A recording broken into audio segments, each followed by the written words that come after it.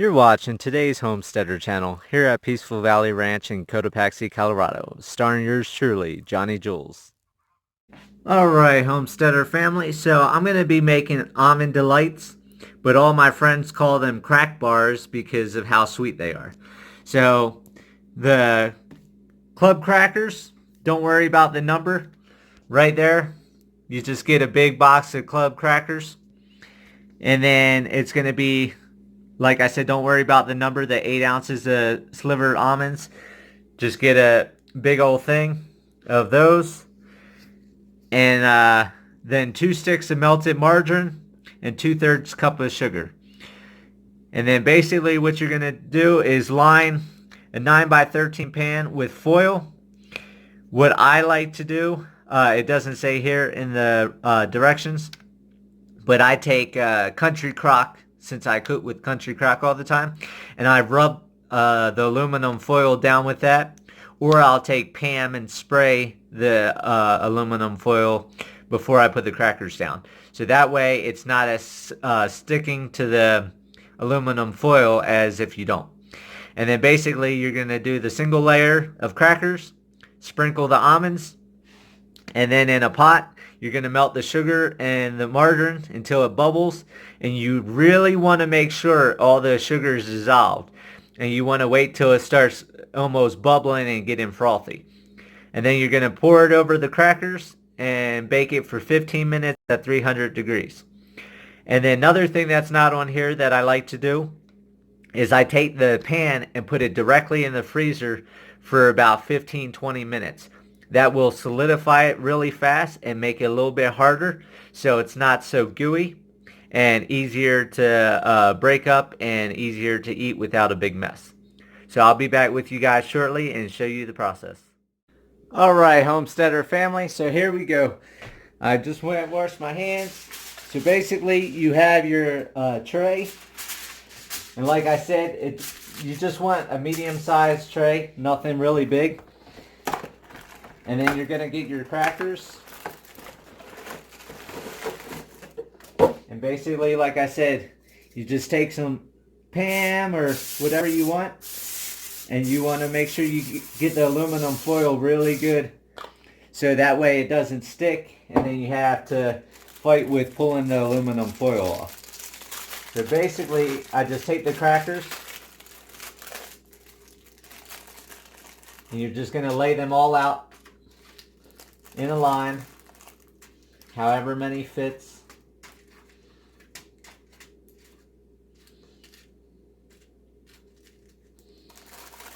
And then you're going to do the same thing all the way until the foil is completely filled.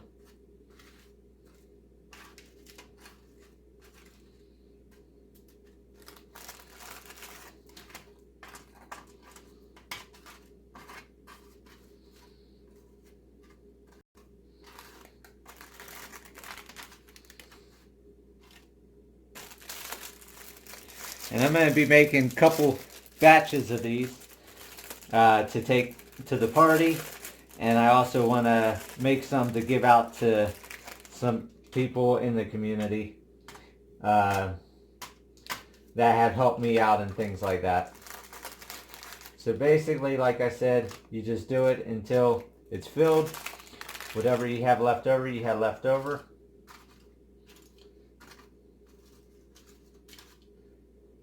Now you want to try to keep them a little bit tight, but not overlapping. And then, like I said, then you take these almonds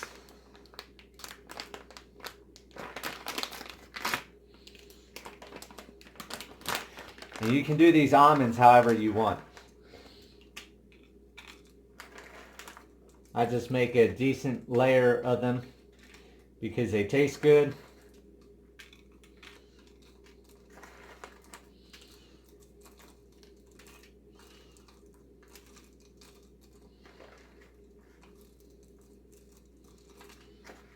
You can do as many almonds or the least amount of almonds you want. Or you can also use pecans, you can use walnuts, you can make these however you want. Like I said, these are called almond delight bars. It's something my mom used to make, and I got the recipe from her. That's why the recipe book is good writing and not chicken scratch like mine, because she's the one that wrote it. But anyhow, so this is what you do first, and I'll be back with you guys with the next step shortly. All right, Homesteader family. So you want to go ahead and put your 2 sticks of butter in, put the burner on high, and you want that to melt completely before you go ahead and put the sugar in. So I'll be right back with you. Okay, so now that the butter's melting and it's starting to foam a little bit, then you go ahead and mix the sugar in slowly as you stir it.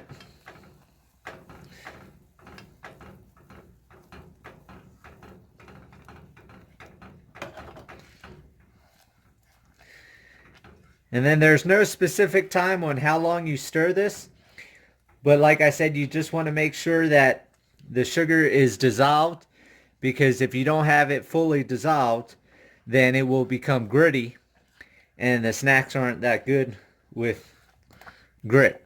You know, it tastes like sand or something got into it, and it's just a no bueno.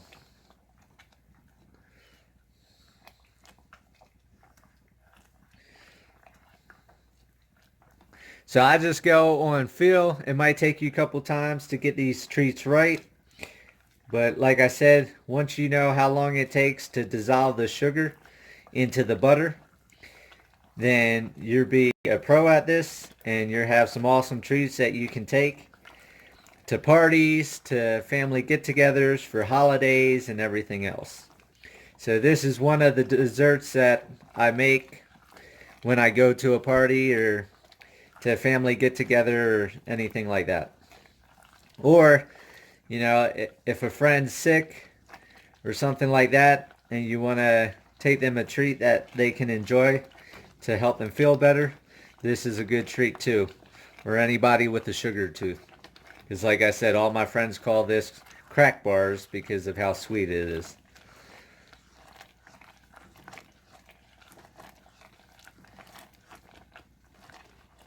But basically you can see it will start foaming. And for me, that's when I really know that the sugar's starting to dissolve real well. Because when it starts foaming, you know the sugar's not down at the bottom. It's at that point getting into the butter, and that's what causes the foam.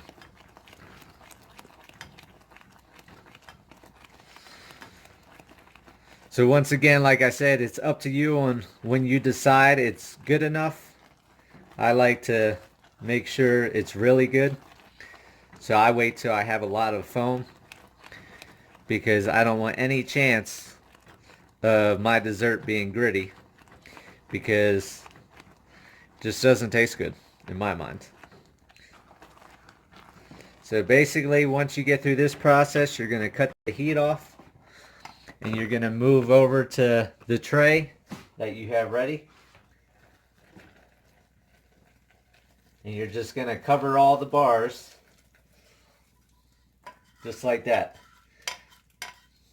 And get everything out of the pot.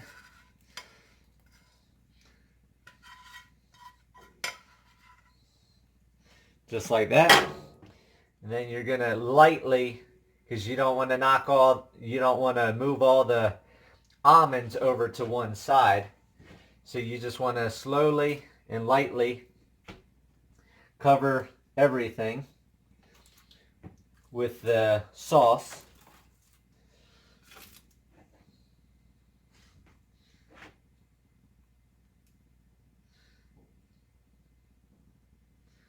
Just like that. So you're going to have somewhat of a see-through.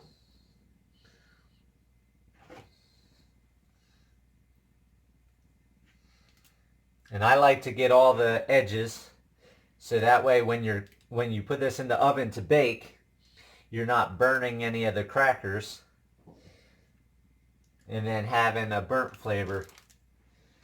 That's never good. Never want a burnt flavor on your desserts. unless you're doing like creme brulee or something like that. But anyhow, that's basically what it looks like. We're gonna go ahead and get it in the oven and I do it about 325 degrees. The directions say 300, but I'm at higher altitude and 325 works for me here. So we're gonna get that tray in and I'll be back with you guys in 15 minutes when it's done. All right, now I'm working on the next batch. I'm waiting for this butter to melt. And you can see over here, it's not almonds. It's pecans or pecans, whatever you want to call them. But anyhow, I've got the one batch in the oven right now. I'm getting this butter dissolved. So as soon as this butter's done, I can throw the sugar in and have the second batch ready to go in the oven as soon as I pull the other one. So I'll be back. It's going to be ready in about 5 minutes. So I'm going to go ahead and get this one going, and I'll be right back with you guys. Alright, I just got done putting the sugar in this one. So now it's time to get this sugar dissolved and work on this one for the pecan delight bars or crack bars, whatever you want to call them. So we have, I think, 2 minutes left until it's time to pull the other bars out. So that should give me just the perfect amount of time to get the sugar in this dissolved. And then as soon as I pull the other bars out, they're going to the freezer. And these bars will go into the oven. And I'll do this process probably another 2 more times today to get everything set up. And I'll have enough bars for the party and everything like that.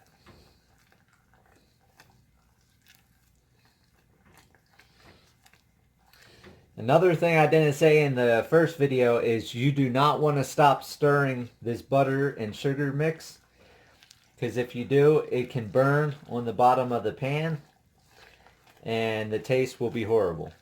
So once you're committed to this, it's like I said, takes a couple minutes of stirring and mixing and bringing this up to a froth, because if you don't, it will burn. And I don't think, over stirring does anything to it. I haven't had a problem with that. But under stirring or stopping while you're stirring can cause a problem, because you either had the burnt flavor or you had the gritty texture to it.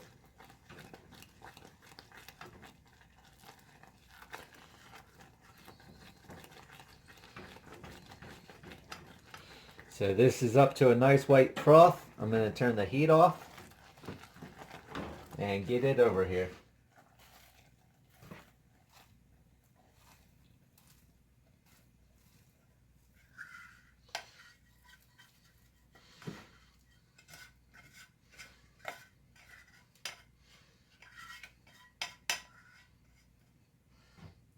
Like I said, just be careful.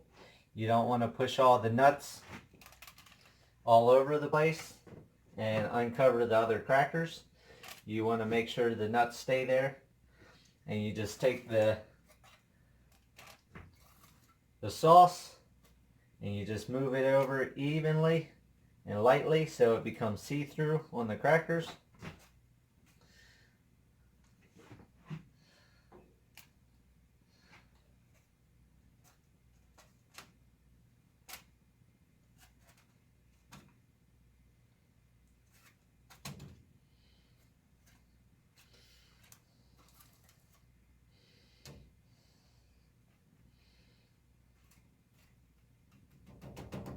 Get all the edges. Then, like I said, these other crackers should be done.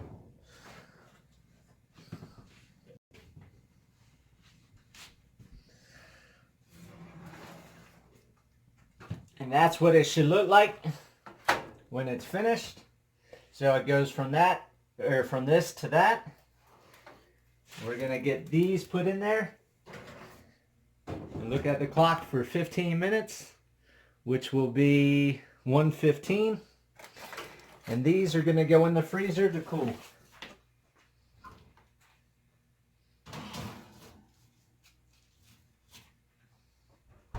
So basically, as soon as the ones in the oven are done, that will be 15 minutes of the other one in the freezer, which will be good enough amount of time to get them pulled out.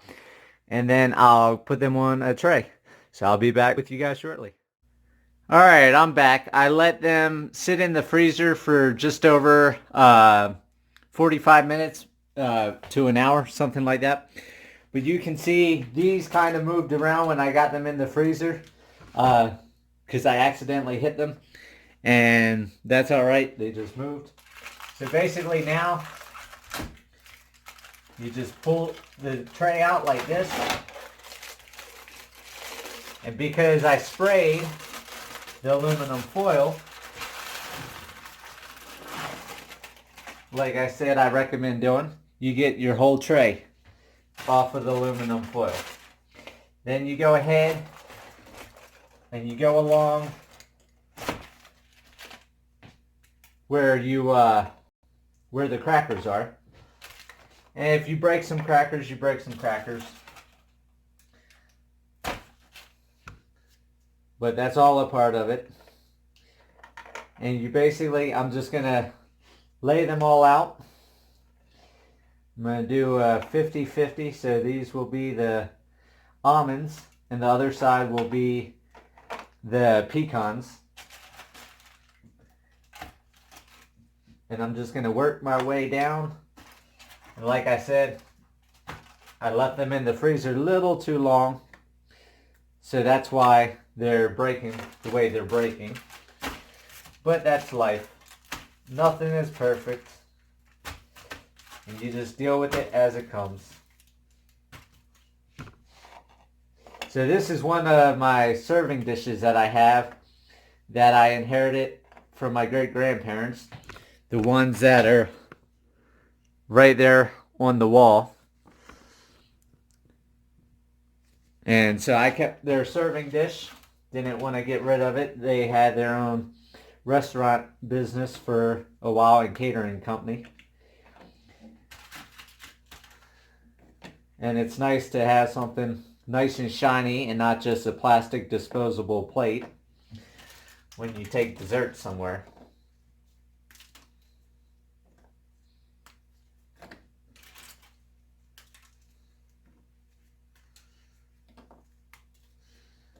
There's the almond bars. And then we're going to work on the pecan bars.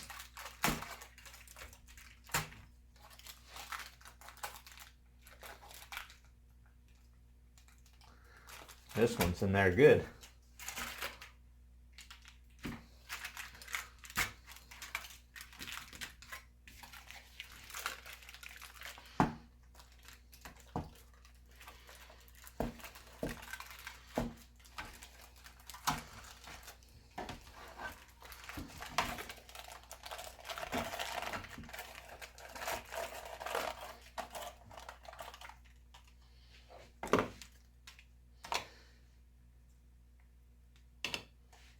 And then the pecan bars, I'm just putting on the other side. Like I said, this way I'll have two different desserts on the same plate. And if people don't like almonds, they can eat the pecans. If they don't like pecans, they can eat the almonds. And then I just always check, because this one's, the foil's breaking for some reason. Just make sure there's no foil on the back side, because you don't want somebody choking on aluminum foil.